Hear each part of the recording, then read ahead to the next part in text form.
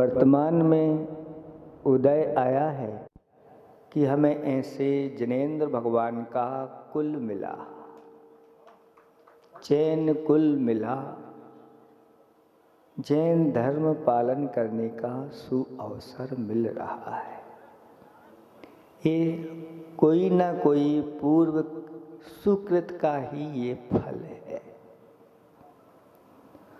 और इसको पाकर के अगर हमने इस जीवन का सही सही सदुपयोग नहीं किया तो फिर पुनः मिलना बहुत दुर्लभ हो जाता है। आप लोगों का पुण्य है कि आप लोगों के लिए समय समय पर संत मिलते चले जाते हैं। कहते हैं कि जिनके आंगन में संत आ जाते हैं उनके जीवन में धर्म का बसंत लहलहाने लगता है। जब और उनको अपने जीवन का या अपने संसार का पापों का अंत दिखने लग जाता है। ये जब संत आते हैं तो ऐसा होता है, लेकिन जिनके आंगन में, जिनके नगर में, जिनकी कॉलोनी में भगवंत आ जाएं तो फिर कहना ही क्या है। ऐसी ही एक घटना आप लोगों के लिए सुनाने हम जा रहे हैं। आज से लगभग 2600 वर्ष पूर्व की बात बताना चाह रहे हैं। वैशाली नगरी तो आप लोगों ने सुनी होगी और वैशाली की नगरी के पास में ही एक वाणिज्य नाम का उस समय ग्राम था, एक नगर था और व्यापार का बहुत बड़ा प्रतिष्ठान था। और वहां पर एक सेठ रहता था। उस सेठ के पास अपार संपदा थी। इतिहास में लिखा है कि 400 स्वर्ण दीनार उसके कोषागार में हमेशा सुरक्षित रहती थी। 400 करोड़ रुपया उस समय दीनार से चलता था और ये सामान नहीं, स्वर्ण दीनारों से रुपया गिना जाता था। एक स्वर्ण दीनार कितने की हो, कितने ग्राम की होगी आप लगा सकते हैं। कम से कम 1 तोला का तो होता था। मान लो 10 ग्राम की 1 दीनार हो गई, 1 रुपया हो गया वह सोने का, तो 1 करोड़ में 10 ग्राम का गुणा करिए, वैसे 4 करोड़ उसके खजाने में हमेशा सुरक्षित रहते थे। 4 करोड़ दीनार रुपया उसने ब्याज पे दे रखा था। 4 करोड़ दीनार व्यापार में लगा रखी थी। उसके यहां 4 गोकुल थे। कितने गोकुल? 4। एक गोकुल में कितनी गायें होती हैं पता है आप लोगों को? हैं? नहीं है पता। क्यों? हमारे आचार्य भगवंतों ने आप लोगों के लिए गोरक्षका कहा है, गोपालका कहा है कि आप गायों की रक्षा करें और गायों का पालन करें। आपके लिए 3 चीजें सौंपी गईं। आपको अगर आपको अपनी आजीविका करना है तो सबसे पहले कृषि कहा है। कृषि के माध्यम से अपनी आजीविका करिए। दूसरे नंबर पर पशुपालन यानी गौ पालन के माध्यम से आप अपनी आजीविका करिए। और तीसरे नंबर पर वाणिज्य रखा, व्यापार। इन 3 के माध्यम से आप अपनी आजीविका करिए और उसके माध्यम से आप अपने परिवार का अच्छी तरह से भरण पोषण करिए और उसमें से जो बचता है तो आप अच्छी तरह से दान करिए। चौथे नंबर पर तो कुछ कहा ही नहीं, लेकिन चौथे नंबर पर आचार्य भगवान कहते हैं कि नौकरी आ गई। ये नौकरी चौथे नंबर पर जघन्य रूप से रखी गई है, क्योंकि जहाँ पर नौकरी की जाती है वहाँ पर उनके अनुसार चलना पड़ता है और दूसरों के अनुसार जहाँ चलना पड़ता है तो वो काम अच्छा नहीं माना जाता। तो उसके यहाँ 4 गोकुल थे, एक गोकुल में कितनी गायें थीं? 10,000 गायें थी। तो 4 गोकुल में कितनी हो गई? 40,000 गायों का स्वामी था। और ऐसी गायें नहीं, दुधारू गायें एक से बढ़कर के एक। गाय का जो दूध होता है उसके लिए आचार्य भगवंतों ने रसायन कहा है। आप लोगों ने कभी अमृत खाया है? अमृत पिया है? किसी ने पिया हो तो बताओ, एक आध तो होगा। अभी नहीं मिलने वाला है ना। कहते हैं ये अमृत का पान देवलोक ही करते हैं और बिना मरे स्वर्ग मिलता नहीं है। कोई सोचे कि जीते जी हम स्वर्ग चले जाए। लेकिन हम आपको अमृत के बारे में बताना चाह रहे हैं कि इस पृथ्वी लोक पर भी अमृत है और पुण्यवान उस अमृत का पान करते हैं। युधिष्ठिर से यक्ष ने पूछा कि बताओ पृथ्वी लोक का अमृत क्या है? तो उत्तर दिया गया कि पृथ्वी लोक में 2 चीजें ही विशेष रूप से अमृत का काम करती हैं। पहला अमृत तो है धर्मामृत, धर्म रूपी अमृत है जिसका पान आप प्रतिदिन कर रहे हैं। अभी कह रहे थे कि भैया हम अमृत नहीं मिल रहा है। ये धर्म रूपी अमृत ऐसा है कि जो इसका पान करता है वह जन्म जरा मृत्यु से छुटकारा पा जाता है। तो अब बताओ यहां पर अमृत का पान करने वाले कितने हैं? सभी हैं। अब आप अच्छे से, हाँ अमृत का पान हम करते हैं।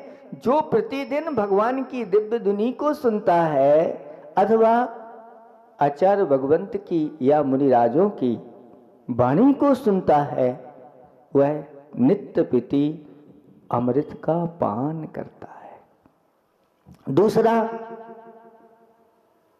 गोरस। गोरस जो है इस पृथ्वी लोक का अमृत है। गोरस जानते हैं आप लोग क्या कहलाता है? गाय का घी, दूध और दही।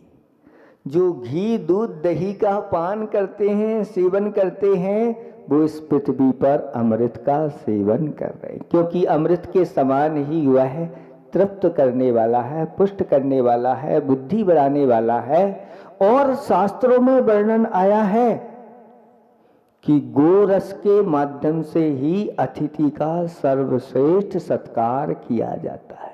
24 तीर्थंकरों में सिर्फ आदिनाथ भगवान को छोड़ दो, बाकी के 23 भगवानों का अतिथि सत्कार 96 गोरस से हुआ है। हुआ है कि नहीं? आप लोग स्वाध्याय नहीं करते और हाँ ऐसे ही कह रहे हैं क्योंकि आप लोगों को गोरस पान करने का अवसर नहीं मिल रहा होगा, या तो आप कहीं पैकेट का ले रहे हो, क्या उसमें मिला हुआ आ रहा है किसी को कुछ पता नहीं, कह दिया जा रहा है ये वहाँ का है। जब आप शुद्ध गोरस का पान करोगे उसके माध्यम से आपका श्रावक धर्म पालन होगा, और जिसका श्रावक धर्म पालन होगा वही श्रमणों के धर्म को पालन करने के लिए सहयोगी बनेगा। जब आपका भोजन अन्नपान शुद्ध होगा तो फिर मुनिराजों का अन्नपान शुद्ध होगा, उनकी चर्या भी अच्छी तरह से चलेगी। इसकी तरफ आप लोगों का ध्यान नहीं है। आप तो बस ये चाहते हैं कि कुछ करना ना पड़े और सब घर बैठे बैठे मिल जाए। एक सज्जन हमारे पास आए कल, वो कहते हैं कि महाराज अपने यहाँ और ऐसे अध्यात्म ग्रंथ समय सार ग्रंथ में सोना बनाने की विधि लिखी है। सुन रहे हैं आप लोग सोनागिरी वालों? जब सोना बनाने की विधि लिखी है तो फिर आप लोग सोना क्यों नहीं बनाते? उसमें विधि लिखी है, ये सामग्री अगर मिल गई और आप सोना बनाइए, ये सोना, इसमें एक बात और उन्होंने कही गई है कि आपका अगर पुण्य है तो सोना बन जाएगा, और आपका पुण्य नहीं है तो आपको सोना भी हाथ पे रख दिया जाएगा तो अंगार बन जाएगा। शास्त्रों में ऐसे वर्णन आते हैं कि स्वर्ण मुद्राएं उस अकृत पुण्य के हाथ में रख दी, उसके हाथ में अंगार बन गई। इस प्रकार की विधि लिखी हुई है। विधि लिखी है, लोग जान लेते हैं, पढ़ लेते हैं, फिर भी आपको बना है। इतने प्रमादी हैं कि पुरुषार्थ करना नहीं चाहते। प्रमाद इतना बढ़ता चला जा रहा है कि सोना बनाने की तो बात है, मलक है महाराज, घर में अब लोग भोजन बनाना भी कौन बनाए, बना बनाया आ जाए। कहाँ से आ रहा है, कैसा आ रहा है, कौन बना रहा है, इससे कोई मतलब नहीं है। बस बना बना मिल जाए और पेट भर जाए। नहीं बंधुओं, जब तक अन्न पान की शुद्धि नहीं होगी, खान पान की शुद्धि नहीं होगी, तो मन वचन काय और मन की शुद्धि भी होने वाली नहीं है। खाओ अशुद्ध पदार्थ, अभक्ष पदार्थ, तो कहो महाराज काय शुद्धि। बोलो अपशब्द, झूठ बोलना आपका बढ़ता चला जा रहा है, कह रहे महाराज वचन शुद्धि। और मन में किस प्रकार की बातें चलती हैं, चिंतन चलता है, मन शुद्धि भी वचन शुद्धि। कई लोग तो कहते हैं महाराज मन शुद्धि वचन शुद्धि, और अंत में कहते हैं काय की शुद्धि।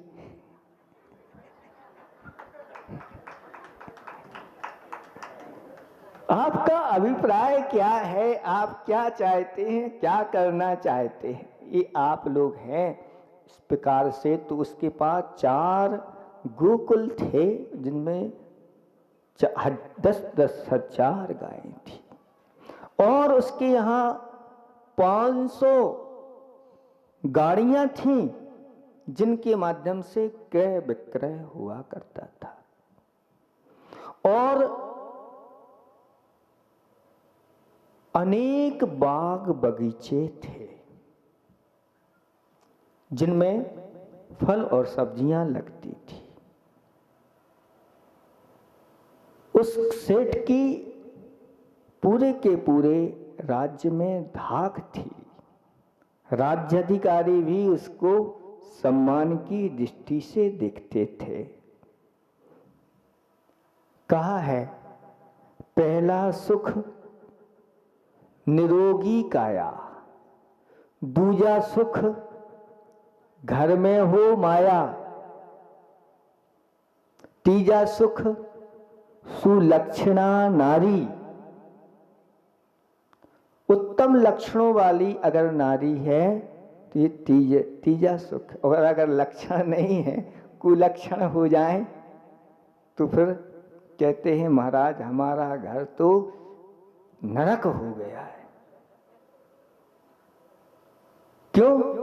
क्योंकि ऐसे लक्षणों वाली नारी आ गई है कि वो वहां किसी को चैन नहीं है, सुख शांति नहीं है। सुबह से ही किलकिल प्रारंभ हो जाती है और रात में सोते समय भी किलकिल करके ये स्थिति हो जाती। लेकिन अगर सुलक्षणा नारी जहां होती है तो उसका घर स्वर्ग हो जाता है। सुलक्षणा नारी के क्या लक्षण है महाराज, ये तो बता दो। तो उसके 5 लक्षण हैं, उसको सुलक्षणा नारी कहा है।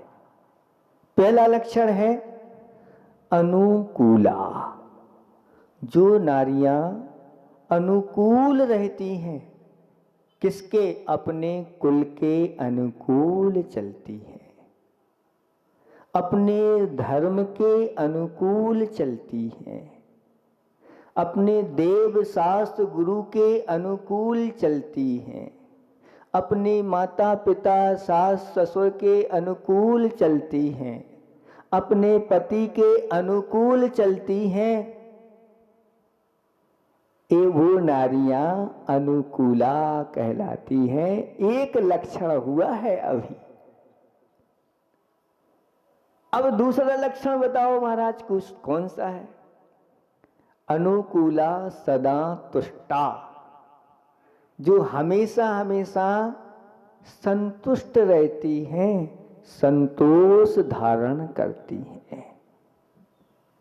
यानी जो उनके भाग्य से उनको मिला है उसी में ही वह संतोष धारण करती है। गरीब का घर मिला है तो वहां भी संतोष है, अमीर का घर मिला है तो भी संतोष है।